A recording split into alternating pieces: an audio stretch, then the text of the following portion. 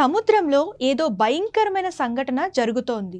సముద్రం ఎప్పుడు రహస్యాల రాజ్యమే.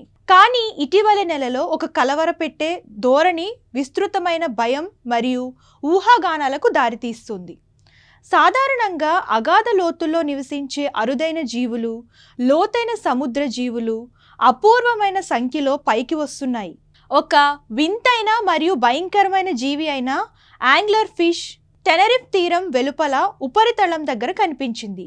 భూకంపాలతో దాని పౌరాణిక సంబంధం కారణంగా డూమ్స్డే ఫిష్ అని తరచుగా పిలువబడే ఒక ఓర్ ఫిష్, ఇటీవలే మెరిసే ఓర్ ఫిష్ కాలిఫోర్నియా తీరంలో మెరిసింది.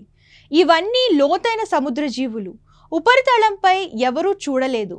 శతాబ్దాలుగా జానపద కథలు ఈ జీవులను రాబోయే విపత్తులతో, ముఖ్యంగా భూకంపాలు మరియు సునామీలతో ముడిపెడుతూ ఉంటారు.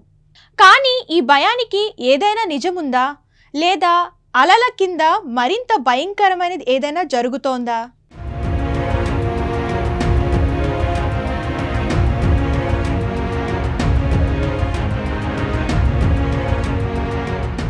యాంగ్లర్ ఫిష్ గురించి తెలుసుకుందాం. భయంకరమైన దంతాలకు ప్రసిద్ధి చెందిన యాంగ్లర్ ఫిష్ సూర్యకాంతి ఎప్పుడూ చేరని సముద్రంలోని ఒక భాగమైన లేదా మిడ్ నైట్ జోన్లో నివసిస్తుంది.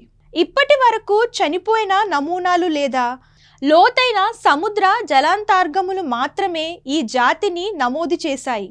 కానీ ఫిబ్రవరి 2025 ప్రారంభంలో టెనరిఫేలోని సముద్ర పరిశోధకులు ఉపరితలం దగ్గర ఈత కొడుతున్న ప్రత్యక్ష వయోజన్ యాంగ్లర్ ఫిష్ను చిత్రీకరించారు. ఈ దృశ్యం శాస్త్రవేత్తలను దిగ్భ్రాంతికి గురిచేసింది మరియు తీవ్ర ఆందోళనకు గురిచేసింది.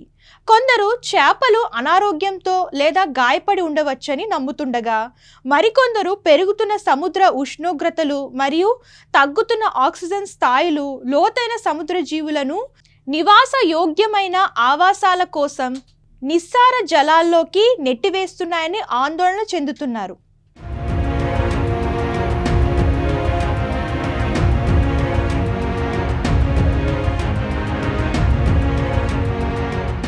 ఇప్పుడు ఓర్ ఫిష్ గురించి తెలుసుకుందాం.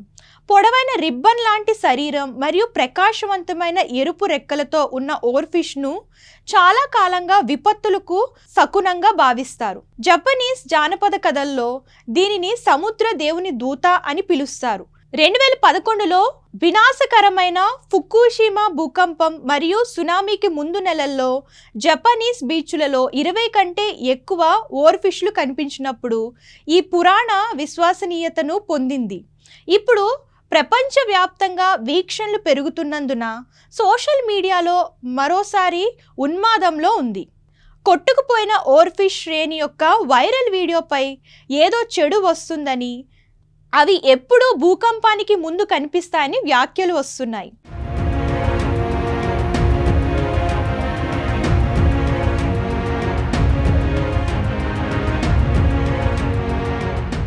శాస్త్రవేత్తలు ఓర్ ఫిష్ వీక్షణకు మరియు భూకంప కార్యకలాపాలకు మధ్య ప్రత్యక్ష సంబంధాన్ని తోసిపుచ్చినప్పటికీ, లోతైన సముద్ర జీవులు ఉపరితలం దగ్గర కనిపించడం తరచుగా చెడు సంకేతమని వారు అంగీకరిస్తున్నారు. ఇది సముద్ర వాతావరణంలో తీవ్రమైన మార్పులను సూచిస్తుంది. మరికొందరు ఇలా అంటున్నారు: ఏదైనా తప్పు జరిగితే తప్ప లోతైన సముద్ర జీవులు ఉపరితలంపైకి రావు. అది వాతావరణ మార్పు అయినా, భూకంపాలు అయినా, అది ఏ విధంగానైనా చెడు సంకేతం. అయితే కొందరు సందేహాస్పదంగానే ఉన్నారు.